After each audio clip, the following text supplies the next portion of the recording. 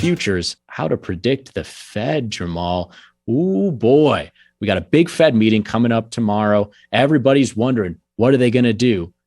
Unfortunately, it's kind of like, did you watch the NFL draft over the weekend? And everyone's like, oh, who's so-and-so going to pick? Who's so-and-so going to pick?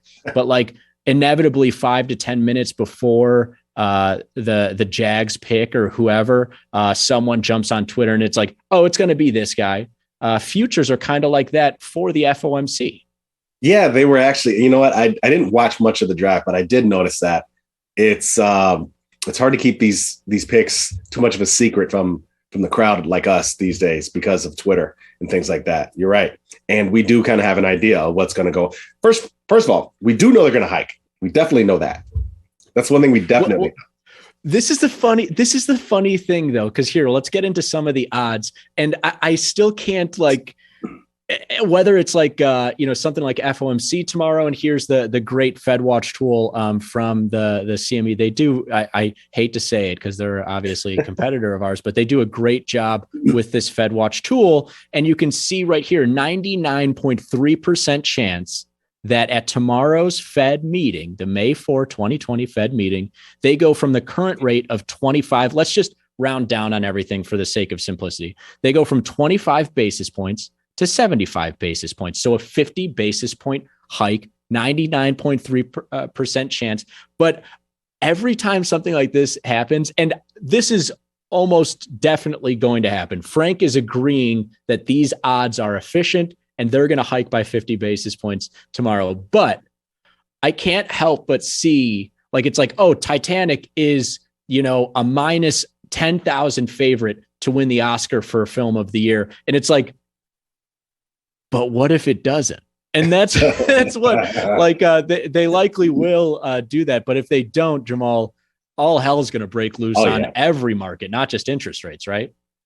Well, yeah, because like we just said earlier, the market is forward looking. So they've been anticipating this type of result. So yeah, if for some reason we didn't, oh boy, watch out. it's gonna be watch out for sure for not only interest rates but equities and everything else. But this is an interesting segment. We'll show you kind of what this Fed Watch tool looks at Fed funds futures that expire corresponding to the different Fed meetings. And the Fed at these FOMC meetings, they move the Fed funds rate. And so essentially this is like a perfect environment here that's been constructed where this tool gives you a projection that's being fed to you through prices from the futures that expire literally on the date that they change rates. And so it's a very efficient model here whereby futures prices, stuff that traders have been trading for months and months and months going into tomorrow's event,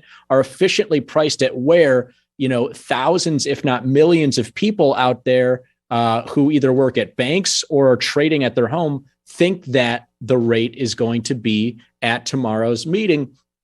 And I want to just to convey that's how these projections work, how you can predict the Fed. But that is emblematic of what futures really are and what the potential for trading around the FOMC is in terms of it's always the next thing. Like Jermal said, futures are forward looking. So when you're trading a futures market, you're not trading necessarily what's going to happen tomorrow. We all kind of agree with 99.3% certainty that they're going to hike by 50 basis points. If they hike by less or they do something crazy, all hell's going to break loose. But the real trade is what's next, what's going to happen at the next meeting. And you can see here that they're projected to, right now they're at 25 basis points. Tomorrow they're projected to get to 75.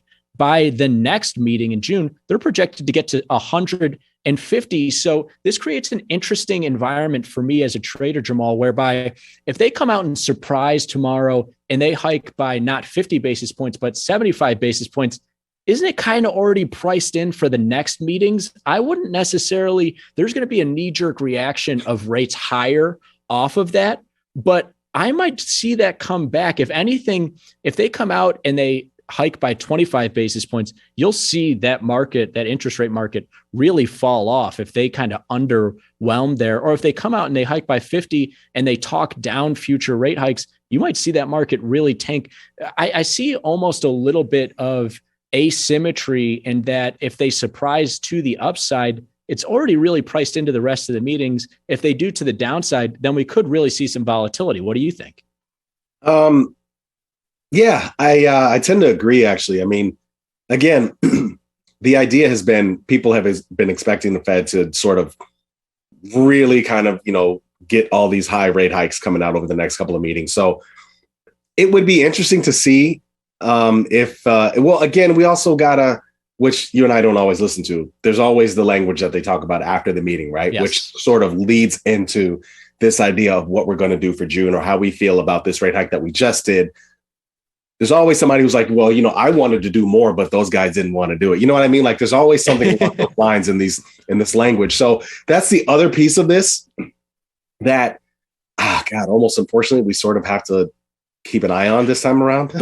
But that's, we don't necessarily have to like watch it and dissect it, but that is where the trade's going to come from, right? Yes, like that's what we're talking about when Jermal says it's forward looking. And when I say the trade is the next thing, it's like this thing's already locked in at almost 100% chance that they hike by 50 basis points. If they don't, they do something different, the markets will freak out a little bit and whatever. But you can see that, the action here, this is the Eurodollar market, which is very similar to the Fed funds rate market. It's for the June expiration of this market, it's down to 1.75%. The corresponding price is 98.25 because you get the yield in this market from 100 minus that price of 98.25. So it's down for June to 1.75% for the next two meetings. And so what they do, if they do 50 tomorrow and, 75 in the next one, or however they split it up, is kind of irrelevant. The trade is really what is next. What will they say tomorrow? If, a handful of people that are in the FOMC say, hey, we wanted to do more, you'll see this S2Y product probably climb. If you see some people say, hey, we're worried about shocking the equity market, we might do a little bit less than projected, you'll see big downside here. And that's what the trade is on, because this market will move. It just probably won't move on that 99.3% priced in rate hike, right, Jermal? Yeah, absolutely. Take me back to that Eurodollars again. I know we've talked about this before. You're actually the one who, I've always been aware of Eurodollars, but I didn't exactly always know what the usefulness of them was. And you kind of put me onto this, but remind me of this 1.75 for June. This is saying that we're expected to get maybe 1.5% of hikes over the next two meetings. So basically it lines up pretty perfectly with these odds for June, right? Which is everyone's expecting them to be at around 175 basis points. The upper bound. Exactly. So it's priced. So if you think that they're going to go through that, get more than that, then you can sell the Eurodollars in theory, buying this 1.75. If you think they're going to do less than that, you would buy this Eurodollar, thinking that this projected yield is actually closer to 150 or 125. A little easier in the small 2-year, because it's just, if you think it's going to go up, you buy it. You think it's going to go down, you sell it. Essentially, the trade here is not predicting how many basis points for tomorrow's Fed meeting. You got all those predictions in front of you, but will they surprise in what they say? Will they talk up more? Then this market will probably go higher. Will they talk it down for the future rate hikes less than they had previously thought? You'll see this market go a little bit lower, but that's predicting the Fed with futures. Jermal, thanks so much for joining me here, man. You are absolutely the best. And I love that you're wearing our Small Exchange shirt today, man. Repping the community. We'll get you the White Sox shirt in the future, but Small Exchange will do for now. He's not frozen, everybody. Thanks, man. We got to get out of here, though. Splash into Futures is coming up next. Thanks, everybody, for watching. Have a great night, and we'll see you tomorrow for the FOMC. Peace.